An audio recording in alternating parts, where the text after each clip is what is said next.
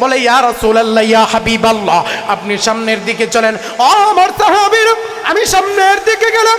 সামনের দিকে যাওয়ার পর আমি নজর করে দেখতে পারলাম একটা লোক মাটির ভিতরে শুয়ে আছে, তার মাথার পাশে আরো একজন লোক দাঁড়িয়ে আছে, তার হাতের ভিতরে বিশাল বড় বড় পাথর। এই পাথরটা ওই যেই ব্যক্তিটা শুয়ে আছে তার মাথার ভিতরে বারবার মারা হয়। মারার কারণে তার মাথার মগজ ছিটকে এদিকে সেদিকে চলে যায়। আমি জিজ্ঞাসা করলাম, ভাই এই ব্যক্তিকে যাকে এই পরিমাণ শাস্তি দেওয়া হয়? বলে ইয়া রাসূলুল্লাহ ইয়া হাবিবাল্লাহ, সামনের দিকে চলেন। আরে বন্ধু, নবীজি আবার সামনের দিকে গেল। সামনের দিকে যাওয়ার পর নবীজি আবার লক্ষ্য করে দেখতে পারল, আরে বন্ধু, বিশাল বড় বড় রক্তের নদী। এই নদীর ভিতরে হাজার হাজার মানুষ হাবুডুবু খাইতেছে। ওই নদীর কিনারে একটা লোক বিশাল বড় পাথর নিয়ে দাঁড়ায় আছে। যখন লোকগুলো হাবুডুবু খাইতে খাইতে নদী পার হয়ে যাবে বাপ, ওই লোকগুলো উঠে যাবে এমন অবস্থা হয়ে যায়। দাঁড়িয়ে থাকা লোকগুলো তাদের মাথার ভিতরে পাথর মারে। আরে বাবাজি, পাথর মারার পরে ওই লোকগুলো আবার ওই যে হাবুডুবু খেয়ে খেয়ে যেই জায়গা থেকে আসছিল ওই জায়গায় চলে যায়। এরে বাজান, নবীজি আবার প্রশ্ন করলো, ভাই গো, কোন ব্যক্তি, কারা এরা, তাদেরকে এই পরিমাণ শাস্তি দেওয়া হয়? ইয়া রাসূলুল্লাহ, নবী গো, সামনের দিকে চলেন। এবার আমি সামনের দিকে গেলাম। সামনের দিকে যাওয়ার পরে আমি নজর করে দেখতে পারলাম একটা আগুন জ্বালানো হচ্ছে। যেই আগুনের অংশটা নিচের দিকে অনেক প্রশস্ত, উপরের দিকে সংকীর্ণ।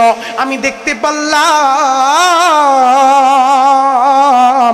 কিছু ব্যক্তিকে ওই আগুনের ভিতরে জ্বালানো হচ্ছে, পোড়ানো হচ্ছে। এমন একটা অবস্থা হয়ে যায়, আগুন যখন বেড়ে যায় ওই লোকগুলো বের হয়ে যাবে বাপ। কিন্তু যখনই লোকগুলো ওই আগুনের স্তূপ থেকে বের হয়ে যাবে, আগুনটা কমে যায়, আবার নিচে পড়ে যায়। এইভাবে শাস্তি দেওয়া হচ্ছে। এরপরে আমি জিজ্ঞাসা করলাম, ও ভাই,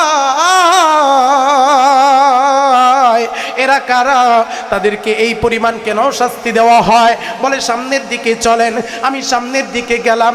সামনের দিকে যাওয়ার পর আমি নজর করে দেখতে পারলাম একটা লোক লাকড়ি দিয়ে আগুন জ্বালাইতেছে। আমি জিজ্ঞাসা করলাম, এই ব্যক্তিকে? বলে ইয়া রাসূলুল্লাহ ইয়া হাবিবাল্লাহ, সামনের দিকে চলেন। আমি সামনের দিকে চলে গেলাম। এরপরে আমি নজর করে দেখতে পারলাম একটা বিশাল সুন্দর বালাখানা। ওই বালাখানার ভিতরে একজন বৃদ্ধ লোক একটা গাছের নিচে বসা আছে। তার কাছে অনেকগুলো শিশু সন্তান, ছেলে সন্তান, মেয়ে সন্তান তার সাথে খেলাধুলা করতেছে। নবীজির মনটা এবার ভালো হয়ে গেছে। বলে, ও ভাই, এই লোকটাকে আর সন্তানগুলোই বাকে। এবার ডাকতে বলে, নবীজি সামনের দিকে চলেন। আমি সামনের দিকে গেলাম। সামনের দিকে যাইয়া দেখলাম বিশাল বড় একটা বালাখানা। জুড়ে বলি আল্লাহু আকবার। এবার যখন বিশাল বড় বালাখানা দেখলাম, ওই বালাখানা দেখার পরে আমার মনটা আনসার করতেছে। এমন বালাখানা দুনিয়াতে আমি কোনোদিন দেখি? জোরে বলেন, দেখি? জান্নাতের বালাখানার মতো কি দুনিয়ার বালাখানা হবে নাকি? কথা বলেন, হবে নাকি? এই দুনিয়াটাকে 10 বার বিক্রি করে কয়বার? সবাই বলেন কয়বার? এই দুনিয়াকে 10 বার বিক্রি করলেও জান্নাতের একটা ইটও কিনা যাবে না। জুড়ে বলি আল্লাহু আকবার। ওই জান্নাতে আমরা যেতে চাই কি চাই না? সবাই বলেন, চাই কি চাই না? আল্লাহ আমাদের নামগুলো জান্নাতের খাতে উঠে দেখ। জোরে বলেন আমিন। এবার আমার নবীজি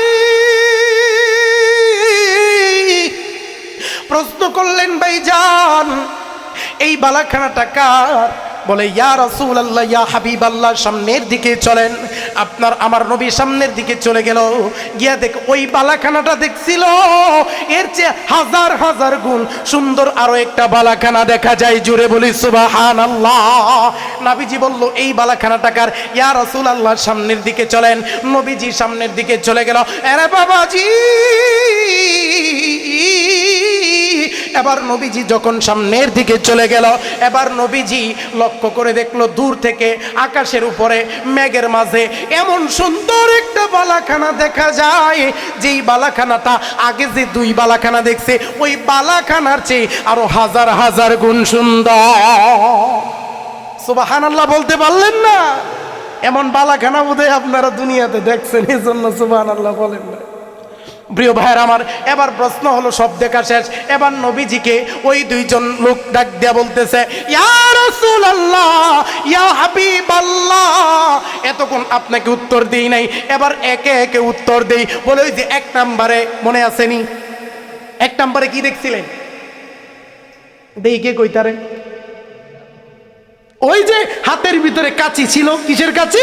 আগুনের কাঁচি। ওই যে চুয়াল থেকে পিঠ পর্যন্ত, এই যে গাড় পর্যন্ত যে টেনে ফেলে দিচ্ছিল, গেলা জানি।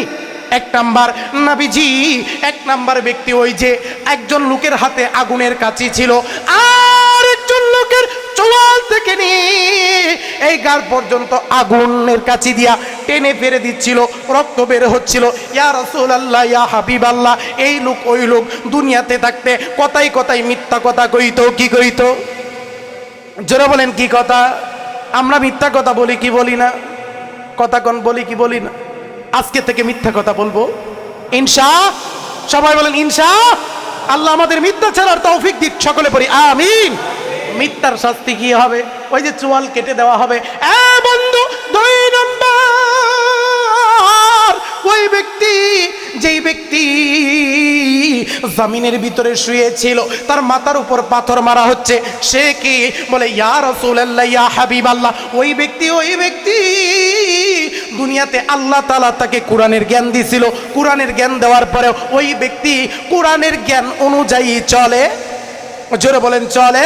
আসমানি জ্ঞান অনেকের আছে, অনেক হুজুররাও মানুষের নামে বদনাম করে, আছে না নাই? জোরে বলেন আছে না নাই?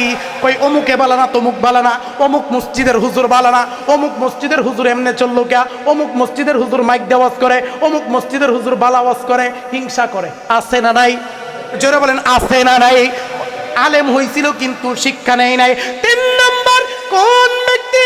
ইয়া রাসূলুল্লাহ, ইয়া হাবিবাল্লাহ, নবী গো। তিন নম্বরে ওই সমস্ত ব্যক্তি, তারা দুনিয়াতে সুদ খাইতো, ঘুষ খাইতো, মিথ্যা কথা বলতো, এতিমের সম্পদ নষ্ট করতো, বিধবার হক মারতো, আছে না নাই? জোরে বলেন আছে না নাই? শুধু কুরুক সমাজে কম না বেশি? অনেক মসজিদের সভাপতি, সেক্রেটারি, ক্যাশিয়ার সুদখুর, ঘুষখুর, কথা কোন ঠিক কিনা?